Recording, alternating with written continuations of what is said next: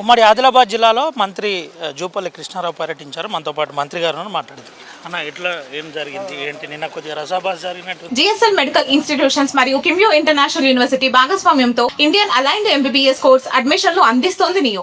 ఏం రసాబస కాలే, కుటుంబ వ్యవహారం, అలకలు ఉంటాయి, బుజ్జగింపులు ఉంటాయి. ప్రజాస్వామ్యం ఎక్కువ ఉంటుంది కాబట్టి కాంగ్రెస్ పార్టీలో నియంత్రణతో ఉండదు కాబట్టి జరుగుతుంటాయి.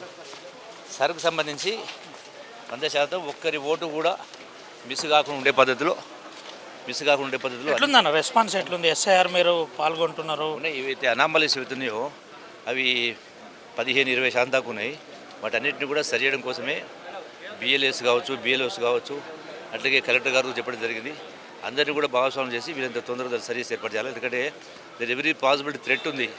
ఎటైతే వెస్ట్ బెంగాల్లో, బీహార్లో ఓటర్లను తీసేది జరిగిందో ఆ ప్రమాదం ఉంది కాబట్టి అందరూ జాగ్రత్తలు తీసుకునే కార్యక్రమం చేయాలి. బీజేపీ పార్టీ ఆ ప్రయత్నం చేస్తూ ఉంటే కనపడుతుంది కాబట్టి అది పోగొట్టే ప్రశ్న. స్టేట్లో ఒక చర్చ జరుగుతుంది. గత ప్రభుత్వం తీసుకొచ్చిన పథకాలు పోతున్నాయని ఏం చెప్తారన్న ఈ అంశంలో?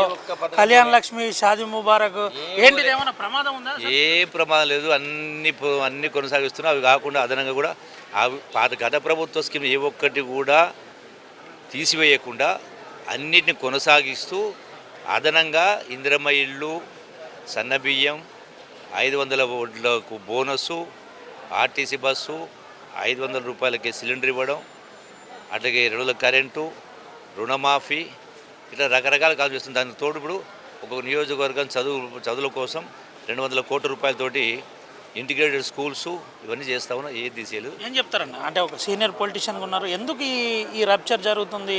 కళ్యాణ్ లక్ష్మి పోతుంది, షాదీ ముబారక్ పోతుంది, రైతు బీమా, రైతు రాజకీయంగా వాళ్ళ లబ్ధి కోసం ఒక రాయ చూస్తారు. తగులుతారు, లేకపోతే లేదు. కోట్ల కింద ఒకసారి రెన్యువల్ ఇష్యూలో ఏదైనా ఒక 4 రోజులు లేట్ అయిన వస్తుంది తప్ప ఏ ఒక్క స్కీమ్ తీసేయాలి.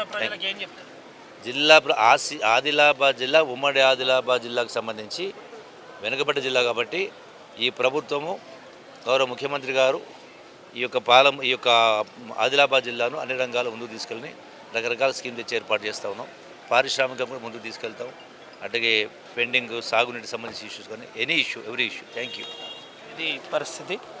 అన్ని అభివృద్ధి పథకాలు ముందుకు తీసుకెళ్ళడానికి చూస్తున్నాం. అయితే ఏ పథకాలు తీసేయట్లేదు, అదనంగా ఇందిరమ్మ ఇండ్లతో పాటు మరికొన్ని నూతన పథకాలు ఇంప్లిమెంట్ చేస్తున్నామని జూపల్లి కృష్ణారావు మంత్రి, ఆదిలాబాద్ ఇన్ఛార్జ్ మినిస్టర్ చెప్పారు. అనంతరం ఆర్టీవీతో ఎక్స్క్లూజివ్గా మాట్లాడు కావాలని కొంతమంది రాయి విసురుతున్నారని చెప్పే ప్రయత్నం చేశారు. ఒట్టు స్టూడియో.